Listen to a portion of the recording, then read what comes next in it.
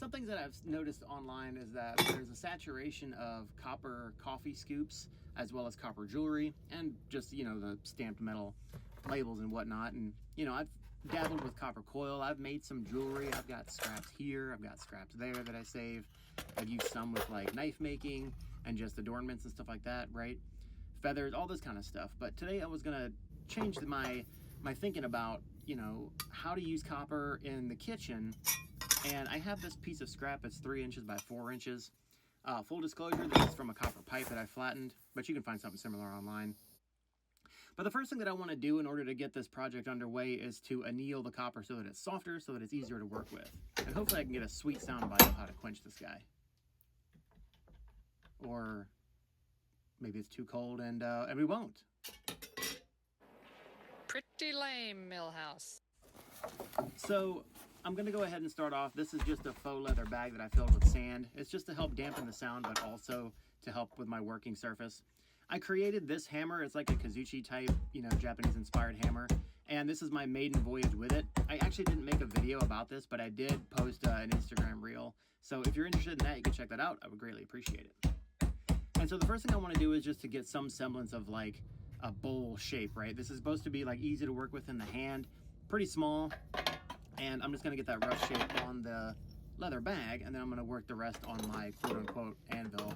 And so really all this is just black iron pipe, and I kind of had grinded it off to where it's flat. There's another video that I could post in the description of how I did that, just some little copper working, metal working tools that you can make at home.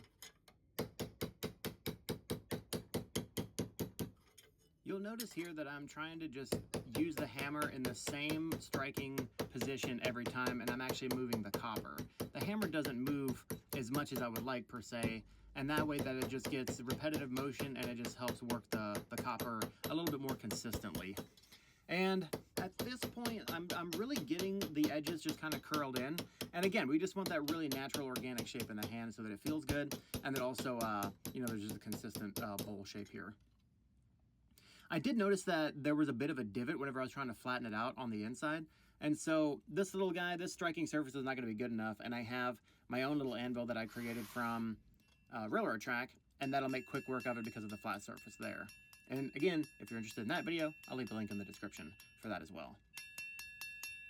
If this is your first time here, I greatly appreciate it. Please consider that like and subscribe button. It's free, it doesn't cost anything. And if this is not your first time here, then welcome back, and I appreciate the consistent viewing. That really helps my channel out, considering that it's so small. So here I'm just using my bandsaw very carefully. I feel pretty confident in this, but of course your individual results may vary. And what I'm just doing is nicking off those edges because I don't want a sharp edge like that. You could definitely shape it a little bit more to your own spice, your own style. Absolutely, that's encouraged, right? And actually, now that I say it out loud, that would be kind of cool. But the next thing that I want to do is get some of those hammered texture a little bit smoother. So let's try for round 2 on the quenching.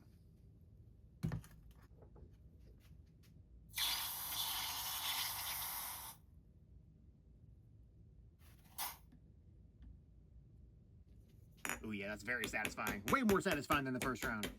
Again, this is just softening the metal, right? You're gonna work harden it as you hammer. And so you can kind of tell in the difference between the ringing of the copper as well. So like if you hear the sound is getting different, plus it's just obviously harder to strike, then quenching it and annealing it is going to be your better bet. So a lot of hammering, a lot of time, just working it on the anvil. Again, I'm just trying to smooth out the bottom, but I'm also trying to get a little bit of a hammer texture so that you know that it's hand worked as well, right? I don't want this to be like, oh, I bought it at the store. I want this to be like, oh, this is a Make It Cozy original. You know what I'm talking about? Yeah, that's what's up. Now, granted, the question you're probably asking yourself at this point, if you've made it this far, is, does it save time? Couldn't you just strip the herbs from the stem with your fingers? Isn't that faster? And the answer is probably, yeah, depending on your experience, it is. So why even go to the trouble of doing all this? A, it's just for the joy and experience of it. But for full disclosure, right, it's colder, yeah, I'm a little bit less motivated in the wintertime, or just lately in general. And so I figured, this is a good exercise to just, hey, go tinker in the shop, go do something, kind of break the norm, right? We've seen the coffee scoops and the jewelry. What else can you do with copper scraps? And so I was thinking to myself, like, well, again, like I said, 2 things I enjoy: working in the shop, working in the kitchen. But what's different, right? How can we break that cycle? And so I figured, hey, copper stripper, why not?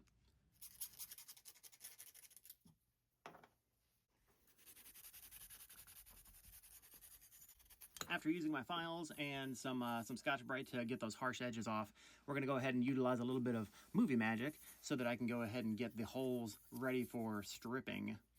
And so I just used various, I figured 4 holes was probably enough, using it on the drill press there. So bada bing, we're done. Now we're moving on to the next section, which is to get that fire scale off. So like it looks pretty cool right now, right? But like, let's clean it up a little bit. So I just did a 15-minute vinegar soak, followed by a kosher salt and vinegar scrub to really work that fire scale off. And then that powder you saw there was just some baking soda to neutralize it, followed by a little washy wash to make sure that we're all good and ready to go. Now it does have that salmon shrimp copper color, which is, you know, fine, but I wanted to polish it up just a little bit more. And so I utilized my microwave grinder that I'll leave a link in the description once again, followed by a little bit of polish with just some scrap leather and some elbow grease. So I figured now was a good time to strip some time. And this is the maiden voyage, right? I didn't do any pre-production on this, just so you can capture it real time. And so it's pretty nice, right? It's good in the hand. It's got that that area on your left in order to save your herbs, so you can dump it directly into the pot if you're utilizing it for a recipe, or you can stick it in a mise en place dish for later. And some of those weaker stems might give you a little bit of issue, but you know, hey, like I said, it's just part of the experience, right? You can deal with that on the chopping board. And so I figured this was a cool thing to add to my kitchen. This is also be like a pretty cool and relatively cheap Christmas gift if you're into that kind of thing, right? And yeah, that's pretty much it.